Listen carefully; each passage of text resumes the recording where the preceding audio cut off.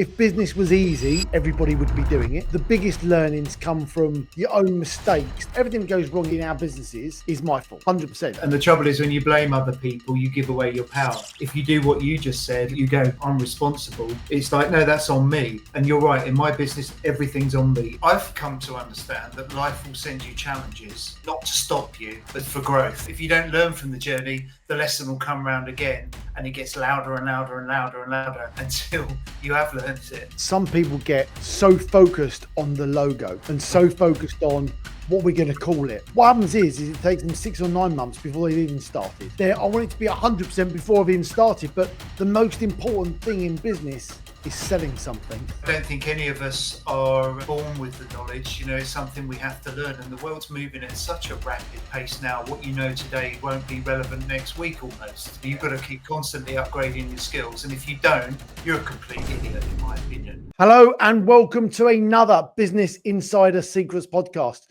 I'm very excited to have you with us. I'm very excited to get on this next guest because I know you're going to be able to take some amazing steps, clips, thoughts and ideas away from this very podcast, because that is what this podcast today is all about. Stephen Foster, who's coming on today, who's the founder of One Golden Nugget, is coming on to talk about how you find your one golden nugget, how you understand what your one golden nugget is. For me, I came across Stephen a little while ago. We started doing some things together, and I'm really excited to share his journey and what he's done, but ultimately what you can learn from it. So, Stephen, let's bring you to the stage. Welcome to the show. What do we mean by one golden nugget? Well, a one golden nugget is a piece of wisdom. We've all got them. You might have learned them from your parents or you got them from somewhere else, but often those golden nuggets come from the most testing times of our life. When your back's against the wall, life's falling apart, as you reflect back, it's like you learn those certain things. So that's what a nugget is. It's a piece of wisdom learned from your journey.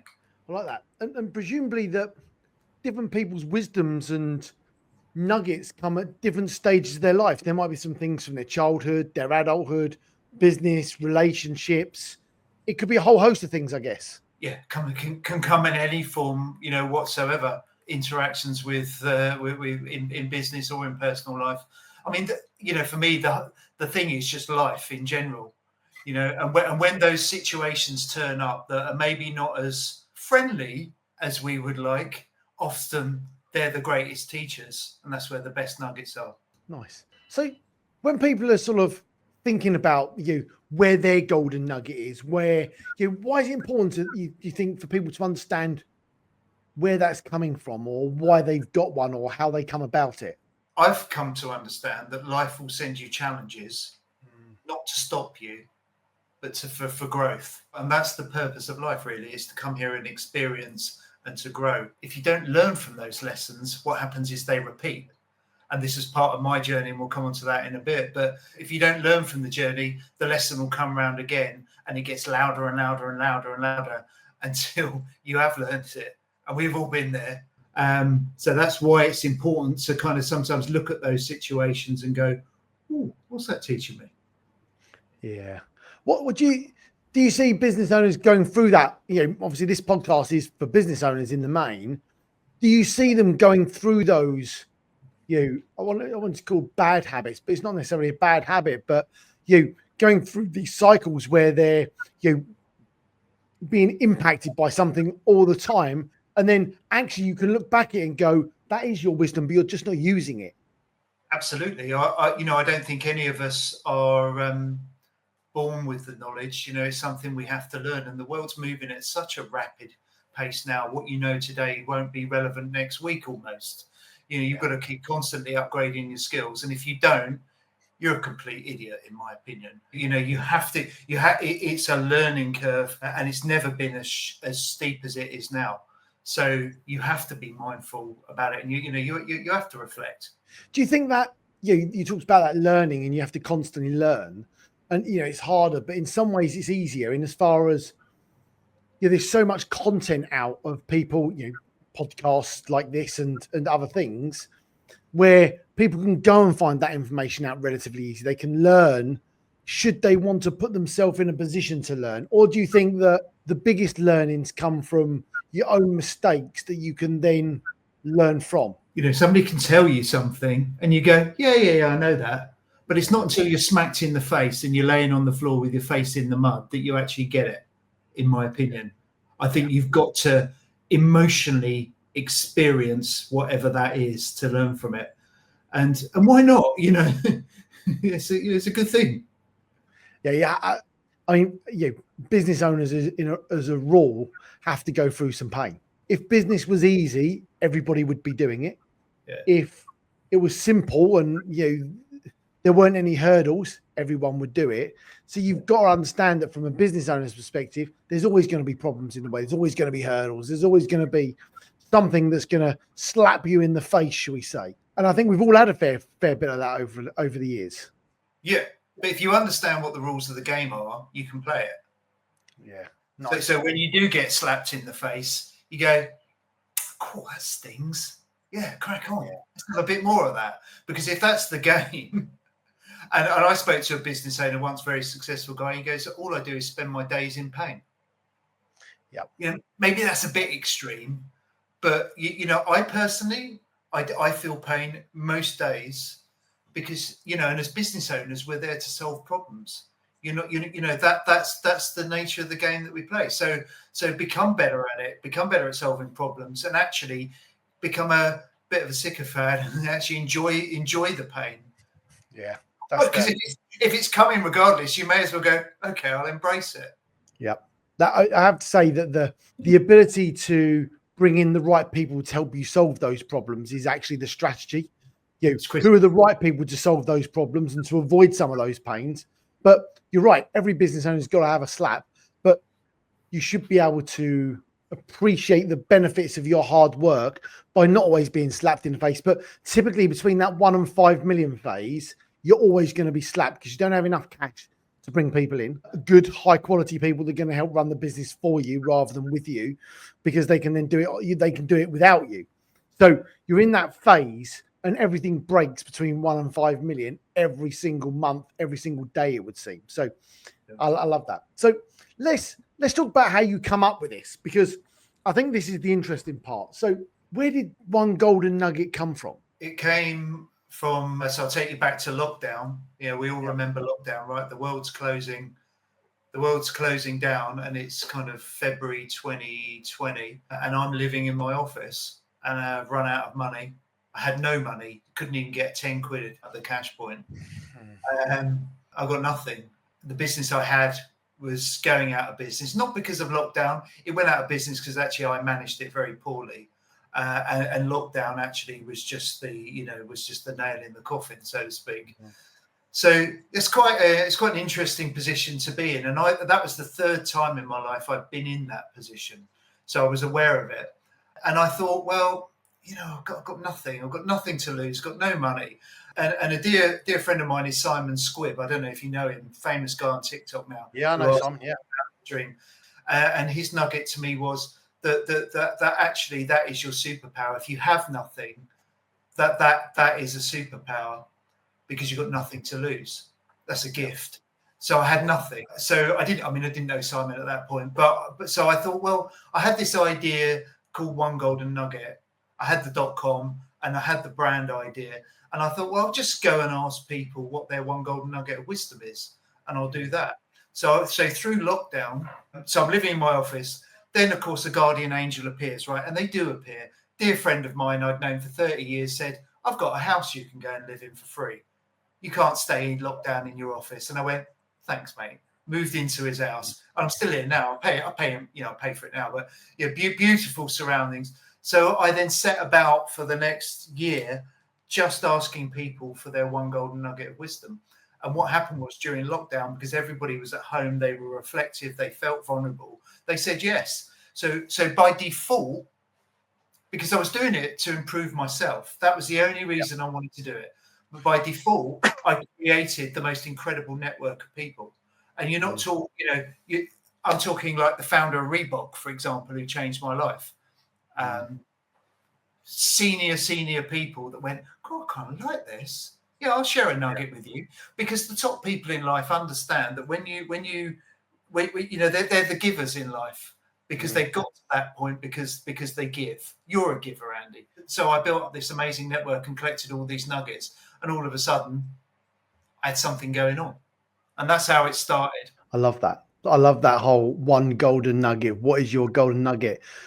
Of you talked about the three businesses that hadn't worked at that point, and I mean I have a belief that unless you've been through that, actually you're not a real entrepreneur until you've been through that, in my opinion, because you've got to go through that. Like it's just part of that journey. It's part of failure is 100% part of the business journey, and learning from it.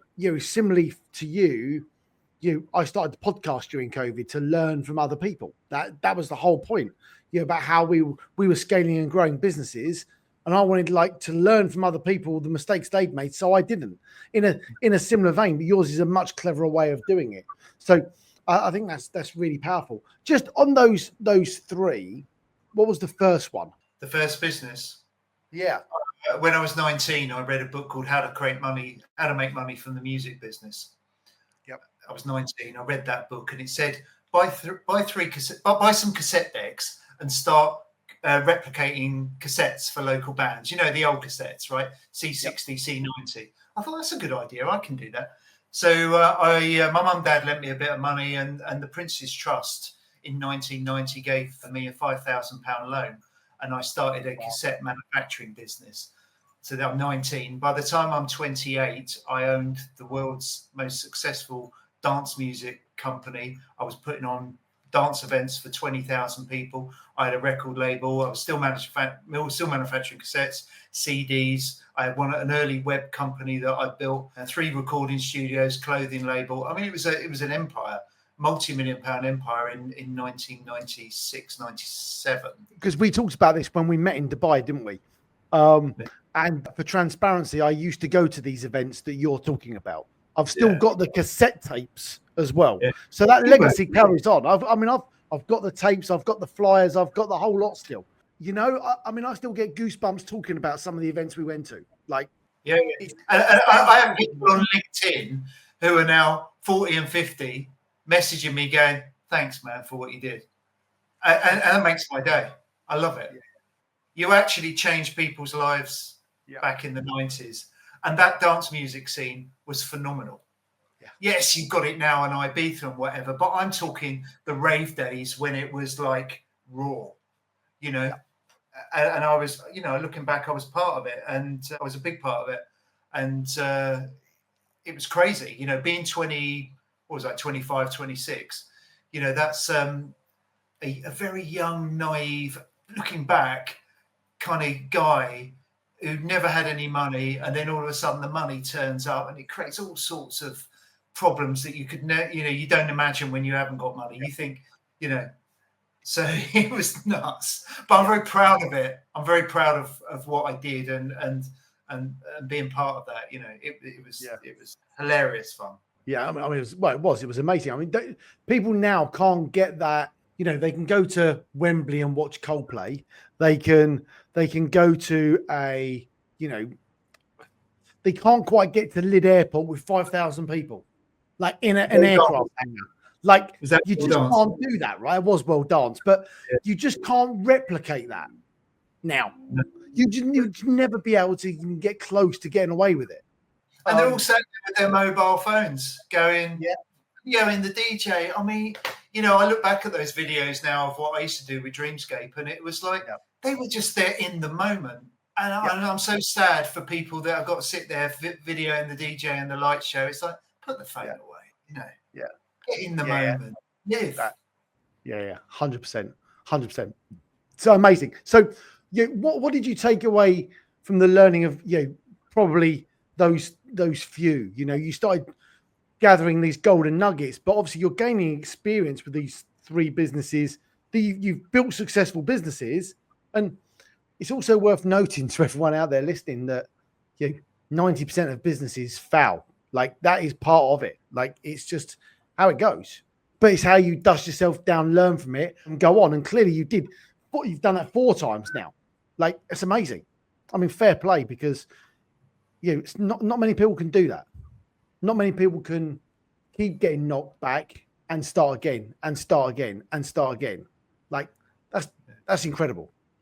Thank you. I appreciate that. It's painful. I've always had this ability to be able to bounce back somehow, to pick myself up. And it's, you know, when I lost the dance music company, I was 31, and for a year I just sat in my bedroom and didn't come out. I mean, literally, I was that depressed. It took me a year to get over it because I'd lost my identity. But I've always been able to pick myself up and go again. And, you know, my advice to anybody listening to this, if you're going through a hard time, well, you know, become a bit weird about it and enjoy that hard time, because it won't last forever. And then do pick yourself up, because the point was, when I didn't pick myself up, I became more depressed because I had nothing to do. Yeah. You know, and I've run marathons, right? And the worst thing you can do is stop running the marathon when you're running it, because it's more painful to stop than to actually carry on. And then the memory of stopping would live with you forever. Yeah. That failure thing. So you've got to, you know, Joe Foster found a Reebok. His nugget is just keep going. Just keep going. Because there's no destination. So if you've been knocked back, and if you're a business owner listening to this and you're going through a tough time, fine. And, well, we all go through it. Get over yourself, pack your ego away and get on with it, and find the way. There's always a solution. Yeah, I 100% buy into that there's always a solution. You've got to be asking the right questions of the right people to get the answer sometimes. And it's not always the first answer you get. To be clear, you need to canvas ideas. I'm struggling with this. I'm going through this. What should I do? It's one of the mentors that I talk to and listen to, among others, says, and this is leading on from this conversation, an insolvency practitioner only has one thing to sell you: insolvency. So if you ask an insolvent practitioner if you're insolvent, the answer is always yes, because you're always insolvent. Virtually every business in the UK probably is in some way if you ask an insolvency practitioner. So it's not about asking one person. You need to ask several people. And that's my golden nugget for everyone today, is ask different people from different backgrounds, not one person who's talking to you, right? That for me is important. So you come up with this one golden nugget during lockdown. You started asking people these questions. When did you think there's something here? Straight away, because when you show interest in other people with no expectation of return, no agenda, magic happens. But the thing is, I had no business model. All I was doing was asking for nuggets. And I remember one lady saying to me, what is the business model? And I said, do you know what? I've got absolutely no idea, but I'm really enjoying myself. I'm meeting a load of great people, and I'm just going to carry on. And I'll trust that something will appear that will show me the way. And it did. Yeah. At what point did that come? It came. These people turn up. So a guy called Nick Ogden. Now, Nick invented e-commerce. He created the company WellPay. So you pay with your credit card. WellPay. So they're the people I attract, as well as everybody else. But I attract the big, the whales in life that just want to come and share a nugget of wisdom, because there's no agenda. I'm not asking him for anything, not asking you for money or investment. I just want to know, Nick, give me a nugget.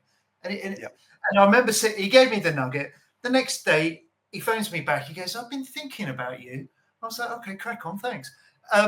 He goes, and I've worked out what your business model is. I was like, okay, all ears. Tell me, because you created e-commerce, right? You know far more about life and business and success than I ever will. Tell me what my business model is. He said, write books. You create books, and then you have these co-authors in the books, and then you build a community around it, and you make people authors with their nuggets and their story. And I went, yeah, that's cool. Oh, I'll do that. Thanks, mate. Bye. So I did, because I wasn't clever enough to know anything else. Well, but it's an amazing idea, isn't it? So you've come up with this idea, right? And you've been given this idea, and you're like, okay, how did that come about? Because you've now got the idea. How did you start shaping that and building that out? Well, I'd kind of written a book previously. I kind of wrote it myself. And I'm a great believer that when you've got an idea, you just start, you just begin. Forget, oh, I need this, and got the money and the team and the thing. And I was like, no, we're just going to begin. Right. So I created this book project and then started messaging people. I said, we're doing a book. Do you want to come in? You pay me some money. It wasn't a lot of money back then. I had no idea what I was doing. And actually, I wrote it myself, and it was awful. It was absolutely terrible. But I began. So, and then we refined it, and then what happened was other people showed up and they showed me the way and how we should be done. And then I attracted to me people that could help me with it. So, you know, in life and in business, you've got an idea, just begin, take action and fall over and get up and then refine it as you go. And that's what I did, to a point now where we have a beautiful product. But that's taken us, you know, what we're 5.5 years in now. So it took us about 4 years to get to the point where the product was correct. And that's what I did. I just began and just started it. It's so interesting that some people get so focused on the logo and so focused on what we're going to call it and so focused on this other stuff. What happens is it takes them 6 or 9 months before they've even started, because I want it to be 100% before I've even started. But the most important thing in business is selling something. Right? And if you spend 9 months sorting out the logo, you're not going to get a sale from that.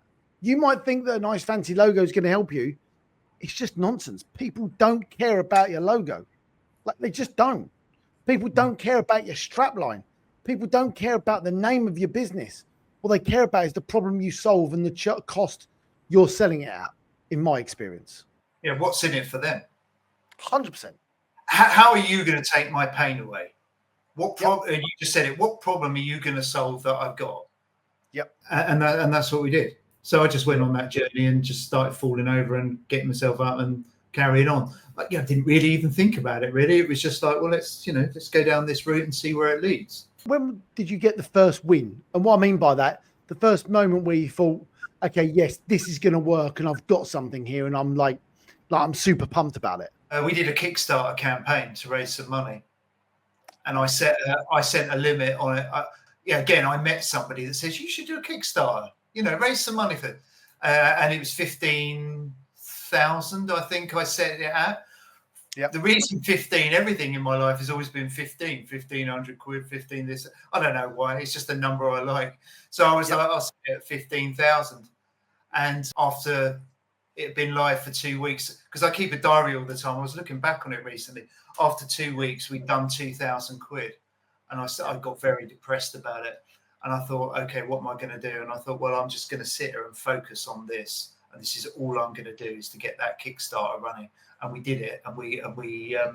And people supported us. They put their money across. And the reason they supported us was twofold. They loved what we did. And they I'd spoken to them about their nugget, and they liked my story. Because it was truthful and vulnerable. There was no bullshit about it. It was just like, oh, this is who I am. This is what I've done. This is what I'm trying to do. Can you help me? That great phrase, can I ask for your help? It's one of the most powerful phrases in the planet, in the universe. And people don't use it. So can I ask for your help? And people go, yeah, I'd like to help you. Why? Because it makes them feel good. We all want to actually help people. From a psychological level. So I just went for so we finished the Kickstarter and I thought, wow, did that. £15,000 is a lot of money. Yes. It's a lot of dough. So that was the first win. Amazing. And at what point did so you've done the first Kickstarter, you've created the first book. At what point did you move to the next step of having sort of in the journey to where you are now, I guess? I created the next book. And then the next book, it was just, you don't need to reinvent the wheel. It wasn't like, oh, I'm going to kind of go and create one golden chicken nuggets now or something over here.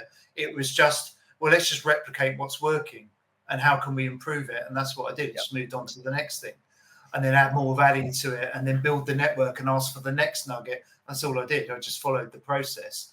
We have a client now called Rick Macy. We have a book with him. And Rick was the tennis coach that discovered Serena Williams and Venus, the most amazing thinker.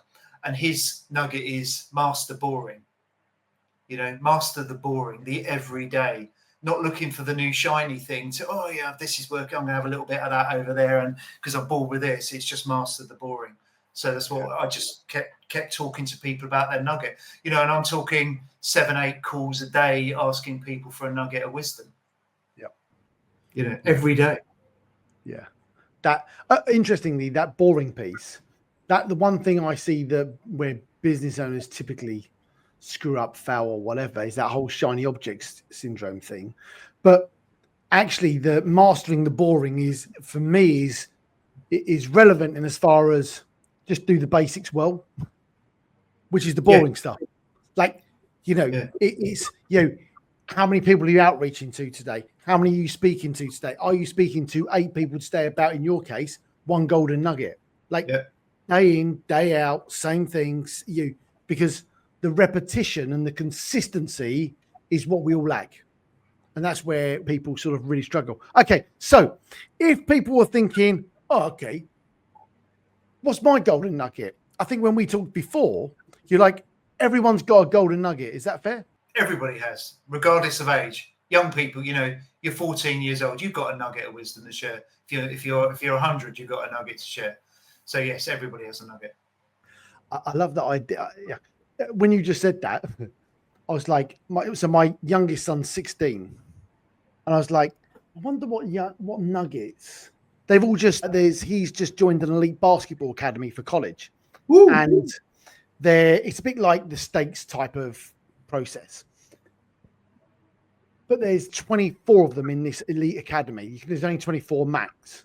In my mind, when you said that, I was initially I wonder what all their one nuggets of wisdom for 24 of them, and they could create an amazing book off the back of that for the next kids coming through. Like, the ones that are like 13, 14 that want to be in the elite academy where they are now. I wonder what their one nuggets would be for those people. Like, because as you just said, everyone's got it. So if people want to find it, there's a 5-step process, right? There is. So what's the first step in that? How does people start thinking about it? What's the journey to start thinking, what's my golden nugget? What's the wisdom I can instill into others?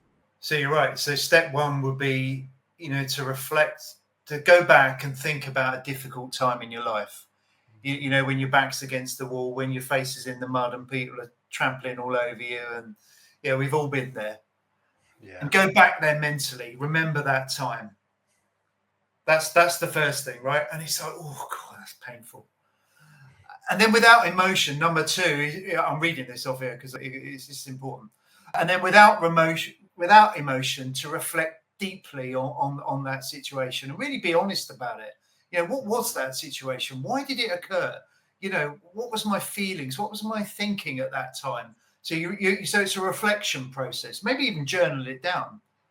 Yeah. And then number 3 is to look for the gift in the situation, because these situations in life that turn up, which are not harmonious, turn up for a reason. They don't turn up to stop you. They turn up to give you a gift and a lesson.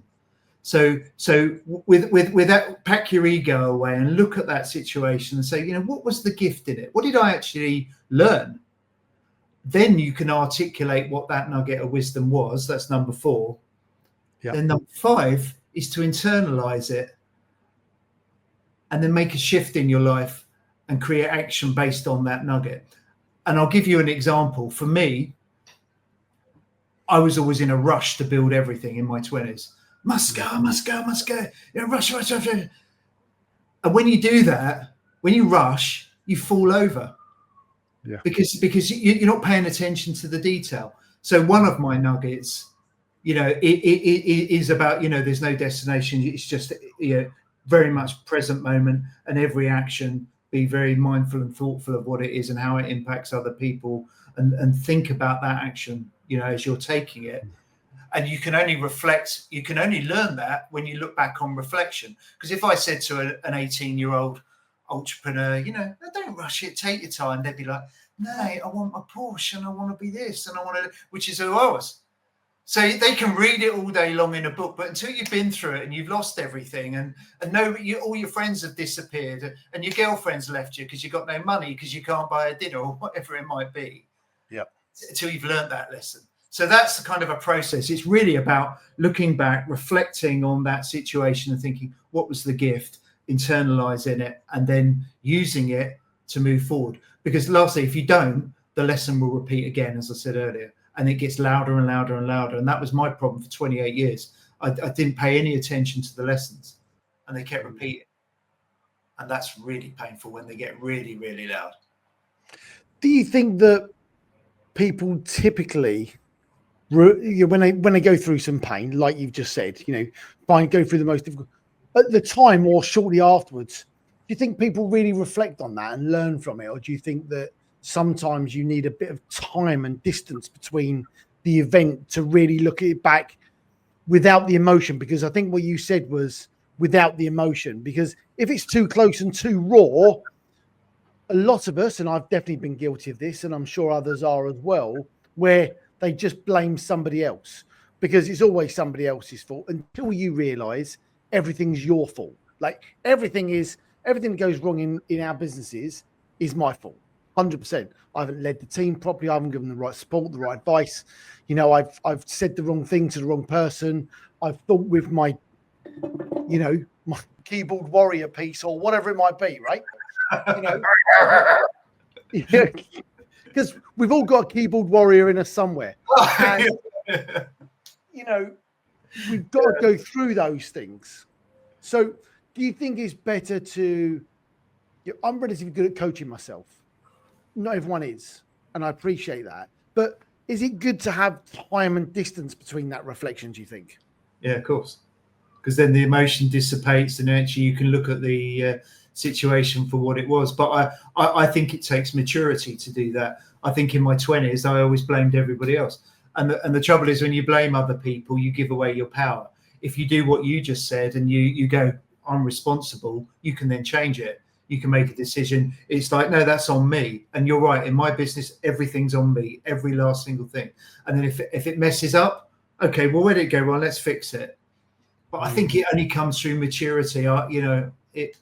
Maybe some people get it right in their 20s and they go on forever, and it's all great. But I've not on my journey of nuggets, I've not met people like that, and the most successful people are in their 50s before they're really starting to get ahead of steam because they've seen it. Yeah. The School of Hard Knocks. Like it's called the School of Hard Knocks for a reason. Yeah, but isn't it beautiful that when as you get, I'm 54 now. As you get slightly older, when a problem appears, you go, I've seen that. That's what I need to do. Or you pick up the phone and you speak to Dave and you go, Dave, and they go, that's how you solve it. And you go, right, done. And there's no emotion. Back in my 20s, it was all emotional driven. Yeah, this and they said that and the thing. Oh, it's not fair. It's, it's nonsense. Yeah. I think I read a book called Ownership by Jacko Willink. I think it's Willink, something like that. And it was at that point, I was starting to realize it at this point. But when I read the book, I was like, it's called extreme ownership. So, owning stuff, but it's extreme ownership. Like everything is you. And I think that's a really good book if people haven't read that. But coming back to your other point there, last night I was in bed with my wife, and this isn't going where you think, right? But our son's just come back from a camping trip, and the camping trip was a bit of a disaster because it was windy, it was wet, it was raining, and everything else.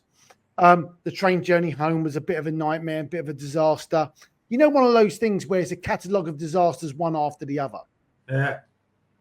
Anyway, I said something and said, well, before he went, I said X, Y, and Z. And she said, well, aren't you the fucking wise one? And my answer was, it's not that wise. It's just that I've been through that experience already. And I was sharing my support and advice of what I'd learned from it. Yeah. But of course, our kids, teenagers, young adults, don't want to know that what we've been through because they know better. Exactly what you just talked about there. In our 20s and our early days, we all think we know better. We all think that we are invincible. We all think that, No, I think that's unfair. We don't all think like that, but certainly a lot of entrepreneurs I bump into do. But you're right. It's not until they get above 40 that they really start taking that. I think you said 50, but I'm only saying 40 because I'm not quite 50 yet. But I'm not far off of it. Just yeah. I remember the Prince's Trust gave me that loan. I was 19 of £5,000, and they gave me a mentor. He was a bank manager, the retired bank manager, and I went once. And I remember clearly having the conversation with myself. It's like, oh, I don't need that. It's like, what does he know? God. I mean, I didn't have a mentor till I was 35. I met a guy, and he became my first ever mentor. It took me to 35. It's because I wasn't receptive. I just thought I knew it all. But that's ego. Yeah. That's pure ego. No, I don't need. And now I'm blessed that I've got thousands and thousands of mentors. I need help. I need scaling a business. I speak to Andy Hooper. I need advice. I go and speak to the founder of Reebok or whatever it might be. Yeah. How lucky am I? Yeah. Well, and interestingly, I guess that little black book that you've got, to be able to go and talk to people, how has that helped you in the business? It's how I built the business. Because when I first started, the head of marketing at Starbucks at the time, Emily, I got her nugget, and she was like, "Oh, I really like this." And I said, "Well, can you help me a bit? A bit of thing marketing." Yeah, of course I can. So I got the head of marketing at Starbucks helping me. That's one example. So this business has been built because I've gone, I need your help. What do you think about this? What do you think? Have a look at this bit of artwork. I've got this product or whatever it might be, and then people have helped me shape it. Because to be frank, they've liked me, and the reason they've liked me is because I've gone, I need your help. This is what I'm doing. This is my story. This is who I am. There's no agenda. There was a great quote from a sales course I did, 20 years ago, that said, ask for advice, get the sale. Ask for the sale, get advice. Appreciate I'm twisting slightly about the help piece, but you're asking for help and advice, and you're getting the sale. Somewhere down the line, you're getting the support and help you want, whether that be a sale or the support and help you need. Whereas if you go in for the sell, you can't get any advice because of exactly that. And I think that's really powerful. You mentioned something in the 5-step process about once you've got this one golden nugget, the implementation of it. How do you see the difference between business owners that find out this golden nugget and don't do anything with it, and the business owners that take this golden nugget and then roll with it and really move it to the next level? Because the person, that their awareness at that point is not developed enough to understand that you need to do that. We can only operate on the level of awareness that we have. Yep. So therefore, you have to know something and not take action is to not know. That was a nugget I heard. That's very powerful. Yeah, I know this and I know this and the thing. Yeah, but you're not doing anything about it. You're not telling. You're not. Yeah, but whether you don't know. No. So therefore, you need to learn the lesson before life smacks you in. Life will come and smack you in the face again to go, you learned yet? Yeah. So just recap those 5 steps so people are really clear. If you want to find that golden nugget, we just talked about the implementation piece. Well, the first one is what? Reflect back, think about a difficult time in your life that you've been through, feel it, Difficult time. Number 2. Then without emotion, deeply reflect, sit with it, and be honest with yourself about why that appeared, that situation. 3. Look for the gift. Nice. 4. Articulate what that nugget is. And then 5. Internalize it, take some action, move forward. Amazing. So talk to me about the one golden nugget. How does that work now? You've gone through all those iterations. You've got this helping people find this one golden nugget. What do you now do with it? We created a business model, because I had to create a business model because we need money, right, to build our business. So we created a business model where we have a head author. So at the moment, our head authors are the founder of Reebok. They are Fatima Whitbread, who's an Olympic javelin thrower athlete, amazing woman. Rick Macy, the tennis coach who developed Serena Williams, and then a senior executive for Microsoft that's about purpose. So we have these book titles, and then 20 co-authors will go into that book, and they pay to go in that book. We write their story for them. They become part of the book. They become a published co-author, and then they become part of our community, and they tell their story. And that's what the business is. And we create events as well. So it's events. We do some podcasts, but it's mainly allowing people to articulate their story and then share it as a published author. What that then does, it gives them a tool for marketing. So if you share your story and all that vulnerability and what you've been through, and then you want to go and connect with somebody, you want a customer, you send them a book, you sign a book and send it to them, or send them a digital version and introduce yourself, like all the stuff you've been through, right? And you're coming to one of our books, right, as a co-author with the founder of Reebok. Share that amazing story. Yeah, I am indeed. That's how we met. That was we met, and it was interesting, that wasn't it? Because I think it was a LinkedIn outreach or something along those lines. And I knew Joe through Simon Squibb. Simon and I went for lunch, and Joe was there as well. And that's what all those things came together and worked really, really nicely. But then Stephen and I then met in Dubai, because there was an opportunity. You was in Dubai and I was in Dubai. It was like, let's just have a coffee and just meet and just. Now you're my best friend. Yeah, you can't get rid of.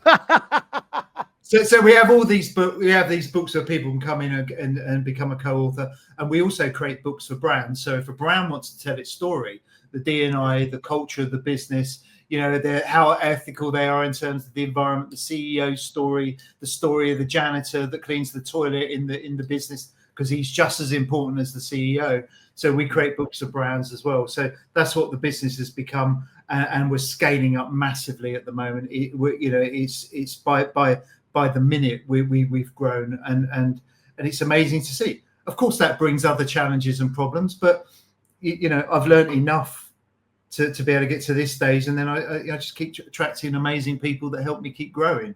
That just for people listening, because lots of people have there's this whole become an author, become credible, that type of stuff, right? But for a lot of people, the idea of writing a book is quite overwhelming. Yeah. But the idea of what you're talking about there is where you co-author a book, where you have a chapter in a book, for want of a better word. Yeah. It takes away a lot of that pressure for people, doesn't it? Well, the reason I did it was I've got an attention span of a goldfish. So for me to sit and write 2,000 words as a chapter in a book, it's never going to happen. So I set up a process where people can just come on Zoom. We interview them. I have a writing team that put it all together. We then send it back to the co-author, edits. People like to massage and influence their piece. Of course, it's their life we're talking about, and that's the process we built. And that's the difference. It's not a new business model by any means, but the way we did it, it just removes, as we say, we take the heavy lifting out of it for people. So they just show up for a couple of hours and talk about themselves. Yeah. And that's and then they're in the book.